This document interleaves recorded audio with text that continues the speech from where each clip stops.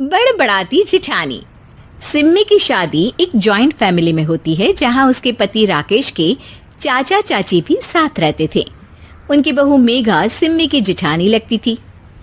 अरे मेघा, राकेश आ गया है, उसका खाना लगा दे बेटा।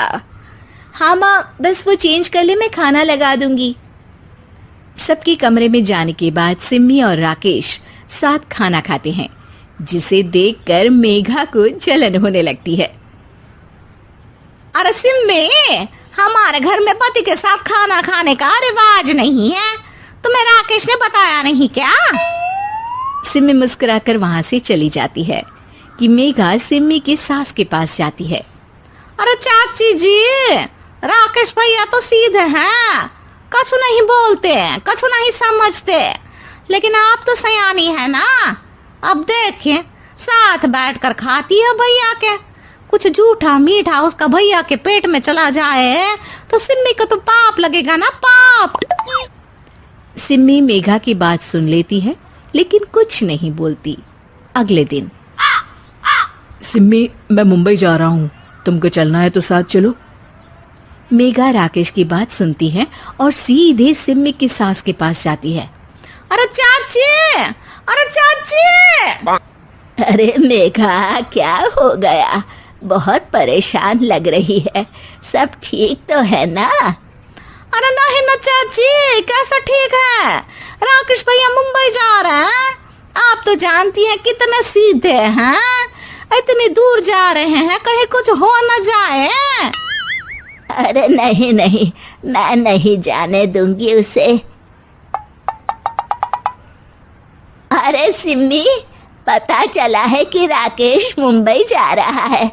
ना बेटा ना, वो नहीं जा सकता। अरे माँ, उन्हें ऑफिस के काम से जाना था, लेकिन आपको तो पता है ना, उन्हीं दिनों मेरे मायके में शादी है, तो वो अपनी जगह किसी और को भेज रहे हैं। अच्छा अच्छा, तो फिर ठीक है। सिम्मी समझ जाती है कि मेघा ने सास के कान भरे हैं। वो सास से कहती है, माँ जी, लेकिन हम दोनों कुछ दिनों के लिए मसूरी जा रहे हैं। आप तो जानती हैं कि शादी के बाद हम कहीं नहीं गए। अच्छा अच्छा, ठीक है, जाओ घुमाओ। सास वहां से चली जाती है। सिम्मी अपने कमरे में कपड़े पैक कर रही होती है कि तभी मेघा आ जाती है। अरे गर्मी में सर्दी के कपड़े काहे पैक कर रही हो? सिम्मी को मेघा पर नाराजगी तो होती है, लेकिन फिर भी वो कुछ नहीं बोलती। दरअसल मैं और राकेश हनीमून के लिए मसूरी जा रहे हैं ना। का हनीमून? हाँ हाँ, हनीमून। क्यों?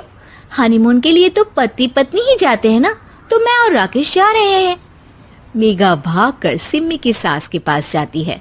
अरे चाची, सच में तुम लोगों जितना सीधा परिवार तो मैंने देखा ही नहीं है। अरे अकेले भेजोगे दोनों को? मैं और सुरेश तो कभी अकेले नहीं गए। हाँ भाई, हम तो परिवार में ही अच्छे, बड़ों के बीच, ऊपर से खर्चे है भगवान। अरे चाची, पहाड़ी इलाका है, कुछ हो गया तो? सास सीधी सिम्मी को बुलाती है, लेकिन सिम्मी तो वहीं सास के कमरे के बाहर ही खड़ी थी। बस मेघा दीदी, आपसे यही उम्मीद थी। अरे बड़ी हूँ, घर के कायदे कानून तो मैं ही बताऊंगी ना। अरे तो अपने घर में रखिए ना सारे कायदे कानून। आपकी सास खुद खाना बनाती है, क्योंकि आप यहाँ आकर मेरी सास के कान भरती हैं। आपका पति हमेशा खुद खाना लेकर खाते हैं, क्योंकि आप मेरे घर में ये देखने के लिए बैठी रहती हैं कि मैंने और राकेश ने साथ खाना खाया तो खाया कैसे। मेघा दीदी, आप अपने घर और घर वालों का ख्याल रखिए। मेरे घर में ज्यादा घुसने की जरूरत नहीं है, और हाँ, मैं अपने सास और पति को संभाल लूंगी।